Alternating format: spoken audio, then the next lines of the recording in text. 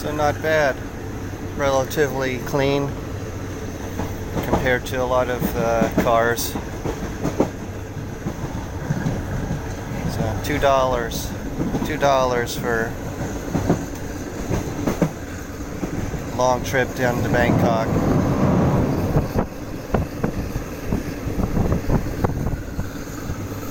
Open seating.